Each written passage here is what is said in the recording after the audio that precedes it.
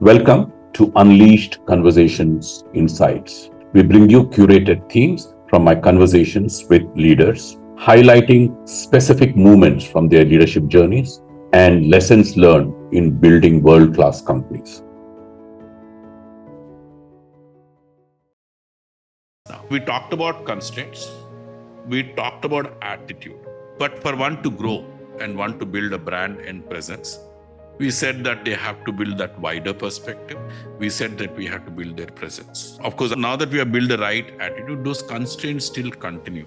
What are the tips, insights, experiences that could be useful to women in navigating and managing some of these constraints, in navigating and managing some of the limitations you have, to build that perspective, to groom that presence? So here are my reflections with Shalini, Rashmi and Pooja, sharing their tips and their experiences of how women can deliberately build a better brand and a strong presence. I begin first with Rashmi, sharing her insights and lessons learned. Srinivas, I was able to take up the opportunities that were presented to me at each and every step in my life, in my career, and make the most of it. I walked into meetings where I've been the only woman because I was among the first few women who got hired, and I've been on offsites where I've been the only woman senior person on the offsites. I walked into board meetings where I've been the only woman senior person in the board meetings, and I struggled to get myself heard. And in fact, I did a post on LinkedIn saying that I started wearing saris in 2010. I'm wearing a sari even today. It's been 2010, 24, 14 years. Only so that I could just give some senior vibes and people could just take me seriously. So it's about the presence. As I said, my career has been a default. I won with default. Is that I did not go look for those kind of jobs. It wasn't intentional. It was always, here is an opportunity that has been presented to me. Here's an opportunity that has been presented to me sitting in Delhi. And can I make the best use of it or no? Okay, which obviously meant to be able to assimilate and get myself attuned to the new kind of culture that I was getting exposed to. And yet at the same time, among those really very senior men, how do I make sure that people hear me and people value me for what I'm bringing in? And there were props that I used, as I said, the way I dressed up. There was obviously the experience that I had, which I was able to showcase and talk about. There was extra work, long hours that I had to put in. But all of that went in to be able to make the best use of the opportunity that was presented to me, given my constraints, given that, as I said, Delhi, woman, kids, blah, blah, blah. Very interesting, because what you're really saying is you might never have choices in life. You have to make the best. And also there is somewhere you're passionate about what is in front of you. You created interest in what is in front of you and then say, how do I take it to the next level? So I think there is always that drive. So I think all these are building blocks for you to become you're building that wider perspective. Yes. You are in an environment, in a way, probably not friendly towards you. I think you have to prove. So you are going through this need for approval. Yes. Whether there is a constant need for approval. And I think a lot of us have different degrees.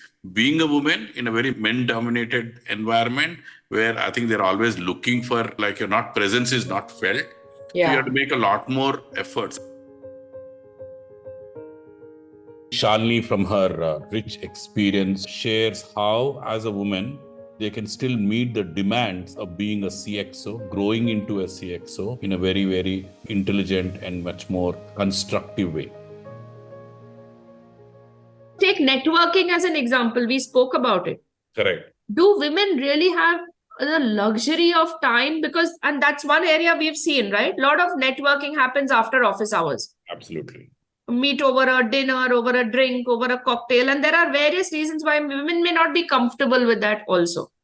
Absolutely. Yeah, but if networking is important, it is for women to think of other ways to network within the constraints, and how do you do it in a way that works for you. For example, there are industry forums. Do you make the effort to participate in that? A great way to go and network, but not many will do it. A lot of women actually are dismissive of networking, saying, I don't want to have a drink with someone. I'm not willing to go after office hours. But that's not the only way to do it. There are a lot of innovative, meaningful ways. There are forums happening. There are webinars happening. Yeah. Are you participating? And again, participate in a way that you make an impact. If you're just going to dial in, switch off your camera and be one among a few hundred people logging in and listening, that's not networking. Absolutely. Today, I feel there are lots of ways. Social media. Yeah. What is stopping you from writing or talking or commenting on a very topical subject in a very meaningful way? Absolutely. Absolutely. So I feel that all of this goes in favor, and there are a lot more enablers in today's environment that can help. Is as much as organizations are doing to work on this bias and create that environment that encourages, I think a lot of onus is on women themselves. Absolutely. And I think emotionally also they have to trust that they belong there. Yeah. You've got to feel confident. You've got to feel confident to put your hand up and ask. And when you're brought into that room, you have to believe that you're part of that room. And I think that is the journey they have to probably manage throughout. Correct. And you have to manage it. There will be times when you take a back seat, but do that consciously, knowing that when you come back, you will come back with double the force. Here are my reflections with Pooja. She highlights the importance of awareness around our tendencies. She talks about deliberate grooming and nurturing one's abilities. And then she also talks about structural changes perhaps companies must bring of including more women at the senior management level and at the board level. What is your experiences of, women to start inputs to women to say, when you come to a board level or a senior management level, how do you feel at ease? How do you feel that you belong there? What are the tips to stay that you are as good as anybody else there? Any lessons? How do they build that kind of a presence and confidence in themselves and not trying to prove anything, but being more focused on solving a problem? I'd say awareness and acknowledgement. Just being aware of the fact that you tend to do that and you need to shift, and acknowledging it, not just for yourself, but for others as well. Yeah. Start with yourself, but doing it for others is an important first step. So once you become aware of it, then you start to pay attention to it. So once you decide that or think through that, look, I have to pay attention to what are these issues, then you begin to read about it, talk to people about it, think about it, analyze it and acknowledge it. So that is one big thing. The second is, again, as I said, like you build your way forward, you don't think your way forward. You could be aware, you could have acknowledged, you could have learned all those things, but unless you apply it on a regular basis, and sometimes you'll succeed, sometimes you will not, you continue to build on top of it. One of the examples I gave is I see a lot of women using things like, I might be wrong, but I think, or just the use of vocabulary. Or saying, I just wanted to make this point. And I've started to point is, don't use just because you said just, that minimized your presence. So to say, I want to make a point versus I just wanted to make a point. Right? It makes a difference. So you build your way forward. The vocabulary you use, the language you use, the body language you have, you gradually build on it.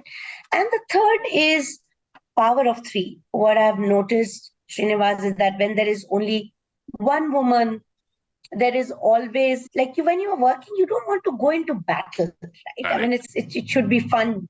It's something that gives you some level of gratification. Right? So when you're alone, you're almost thinking, you think 2-5 times before speaking up. When there are two women in the room, there might be a little bit of competition. As to who's saying. When there are 3 in the room, then the dynamics I have seen always shifting. Where then you stand by each other, you begin to acknowledge one another, and I am now seeing more men do that as well, because it is important for men to, as allies, to play that role as well. Thank you for tuning into Unleashed Conversations Insights. Stay tuned for more powerful moments and lessons from featured leaders.